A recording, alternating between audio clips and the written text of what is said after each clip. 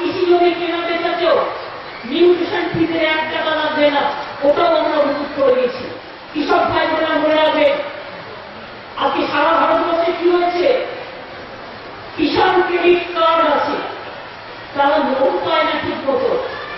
কৃষকরা লোন পেয়ে ঋণে সর্বশান্ত হয়ে যাচ্ছে।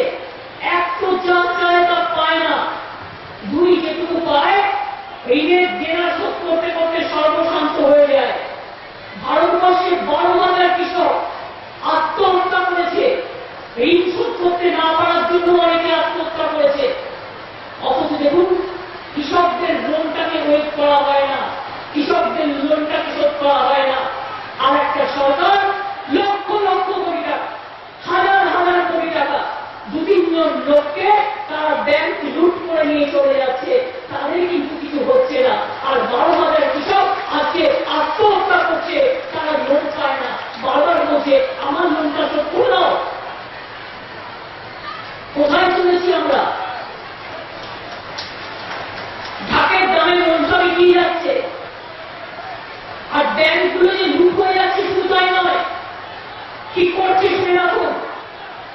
আপনার টাকা ব্যাংকে আপনি রাখছেন, বিল করেছে নতুন করে, ফিক্সড ডিপোজিটের টাকা রাখছেন, সেই টাকা যে কোনো সময় বিজেপি সরকার ব্যাংক বলে আপনাকে টাকা দিলাম না, আপনার মূলধন চলে গেল। আর যে ব্যাংকে আমরা এখনো মনে করি মানুষের আর্থিক সংরক্ষণের জায়গা, আমাদের ভরসা আছে, বিশ্বাস আছে, সেই ব্যাংকগুলোকে শেষ করে দেওয়া হচ্ছে। মানুষ কোথায় রাখবে টাকা?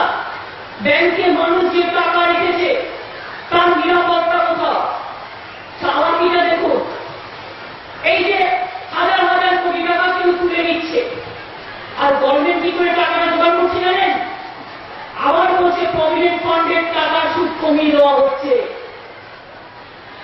2% কমিয়ে দেওয়া হচ্ছে, ফিক্সড ডিপোজিটের টাকা ইন্টারেস্ট কমিয়ে দেওয়া হয়েছে, নন পেমেন্টের ইন্টারেস্ট কমিয়ে দেওয়া হয়েছে। তার মানে কাউকে লুটের মানি দিয়ে দেওয়া হচ্ছে।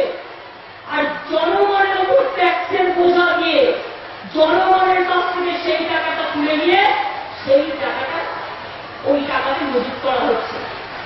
যদি 2% কমিয়ে দেওয়া হয় গভর্নমেন্ট ফান্ডের টাকা, অনেক হাজার কোটি টাকা ইনকাম হয়ে যাবে গভর্নমেন্টে।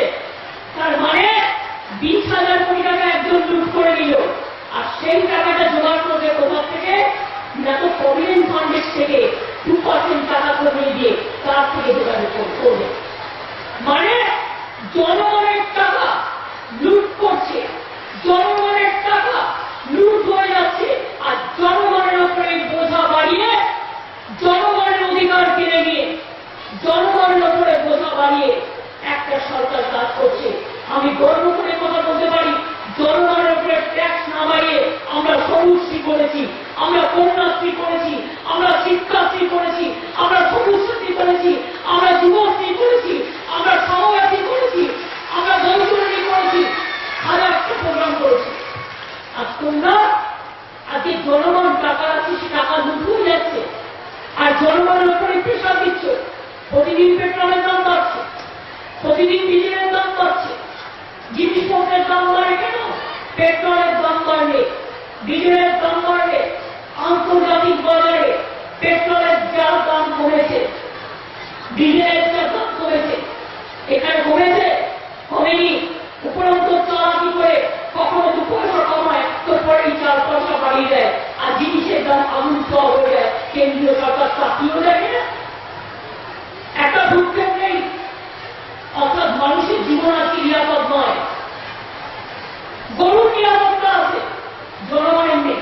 আমি গরুকে ভালোবাসি, গোমাতা ভালোবাসি, কিন্তু তাই বলে এ নয় গরুর আধার কার্ডে অন্য গরুর নিরাপত্তা থাকবে